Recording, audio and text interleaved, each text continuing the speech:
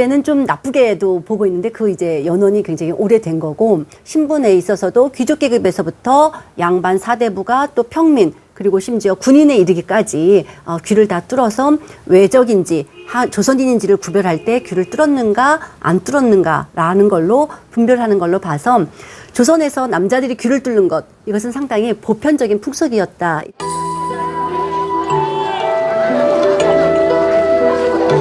조선시대 남자들의 귀고리 착용은 눈에 띄는 별난 행위가 아니었다.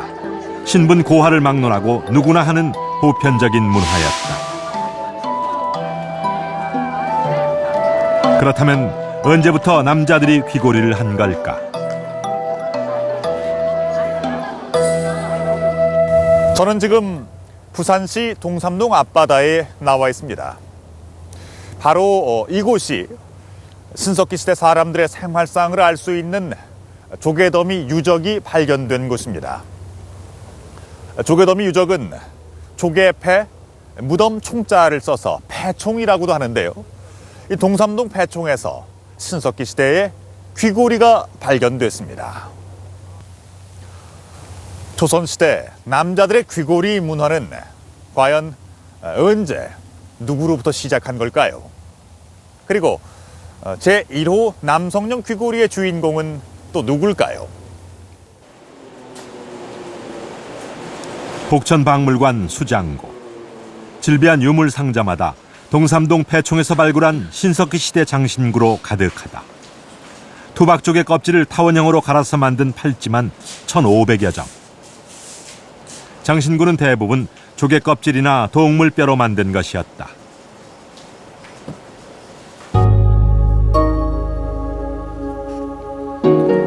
그 중에 희귀 유물이 한 점 있었다. 옥으로 만든 장신구의 일부였다. 남아있는 형태로 미루어 보아 타원형 장신구의 반쪽으로 추정된다. 컴퓨터 그래픽으로 반쪽을 복원하자 귀고리 형태를 갖추었다. 강원도 고성 문암리에 신석기 시대 유적에서 발견된 옥 귀고리와 같은 양식이었다.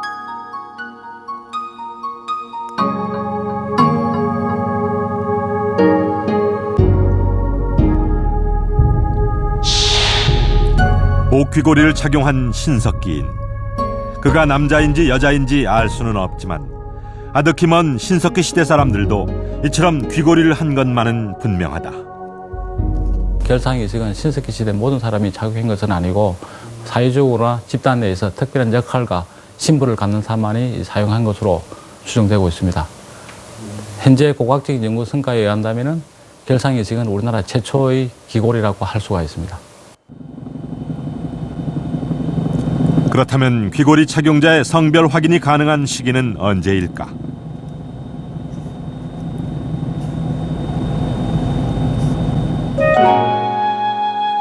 경주에서 출토된 신라의 귀고리 유물에서 실마리를 찾았다.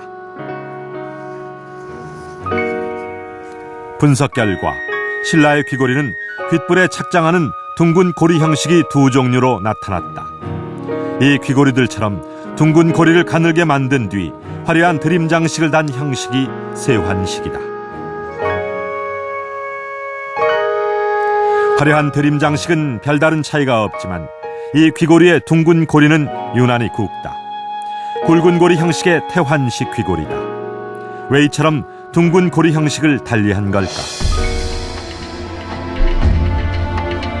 대답은 무덤 주인에게 있었다. 황남대총 왕비의 무덤방에서 발견된 귀고리는 굵은 고리 형식의 태환식이 많았다. 반면 왕이 묻힌 남분에선 가는 고리 형식의 세환식이 더 많이 나왔다. 왜 그런 걸까?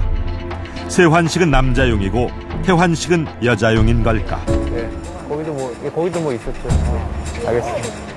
대릉원 바로 옆 계림로에서 출토된 귀고리 유물이 그 가능성을 높여주었다.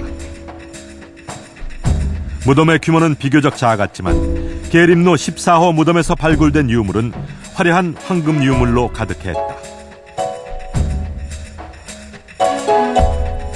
국보 635호로 지정된 황금 보검은 압권이었다. 붉은 석류석과 유리로 이국적인 문양을 상감한 실로 아름다운 보검이었다. 말 안장을 비롯한 마구 장식도 다량으로 나왔다. 무덤 주인이 남자로 추정됐다.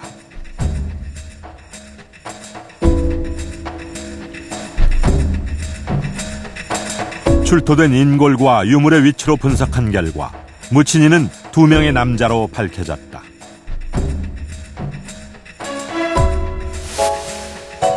두 남자는 모두 금 귀고리를 하고 있었는데 모두 가는 고리 형식의 세환식 금 귀고리였다.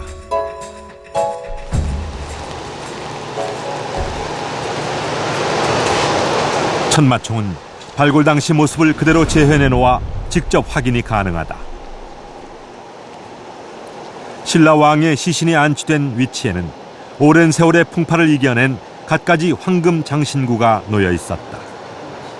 머리맡에는 아름다운 금관이 발견됐고 신라 왕의 허리 위치에선 화려한 금제 허리띠와 환두대도가 나왔다.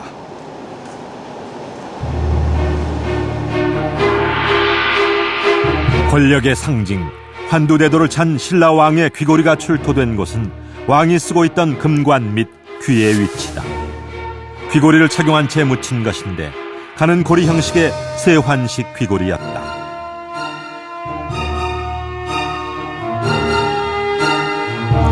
신라의 귀고리 형식은 이처럼 남자용과 여자용이 달랐던 것이다.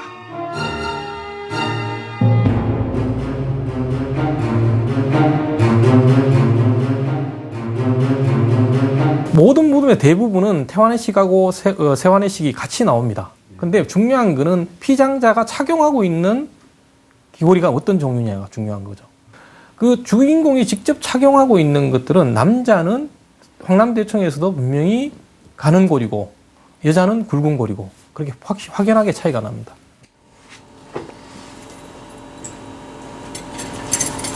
여기서 생기는 의문 하나. 얼핏 봐도 여자용인 태환식 귀고리가 훨씬 더 무거워 보인다.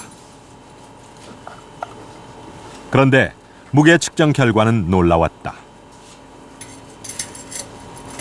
남자용인 세환식 귀고리의 무게와 별반 차이가 나지 않았다.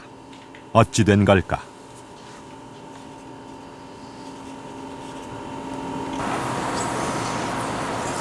엑스선 촬영 사진에서 이유가 드러났다. 태환식의 굵은 고리 내부가 텅 비어 있다. 무게를 줄이기 위해 속을 비운 것이다.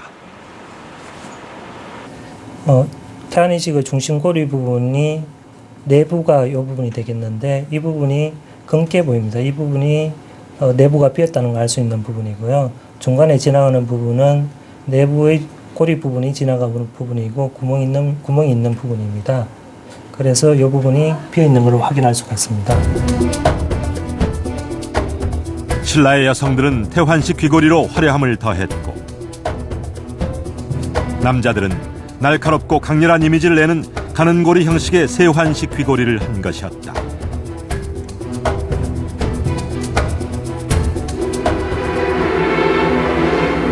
고구려와 백제 남자들도 귀고리를 했을까? 왕회도에서 확인이 가능하다. 왕회도는 당나라를 방문한 강나라 사절단의 모습을 그려놓은 것인데 대부분 귀고리를 하고 있다. 신라 사신의 모습도 인상적이다. 외교 사절로 당나라를 방문한 사신의 귀에도 귀고리가 걸려 있다.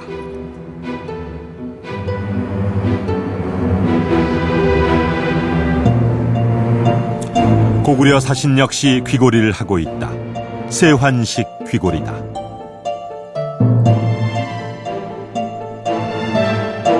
백제 사신도 마찬가지. 고구려 백제 신라의 남자들은 모두 세환식 귀고리를 한 것이다. 고구려 백제 신라의 사신들이 이제 나오죠. 그 중에서 보면 세환이식을 하고 있음을 알 수가 있고요. 그 당대 기록에 그 고구려의 사람들이 귀를 뚫고서 귀걸이를 했다는 그 기록과 일치하는 양상을 볼 수가 있습니다. 산지였습니다. 그 귀걸이가 나온 데는 어디입니까? 귀걸이가 나온 곳은 지금 여기 김포시 양천리 특지개발지구에선 시기 확인이 가능한 남성 귀걸이 1호의 무덤이 발굴됐다.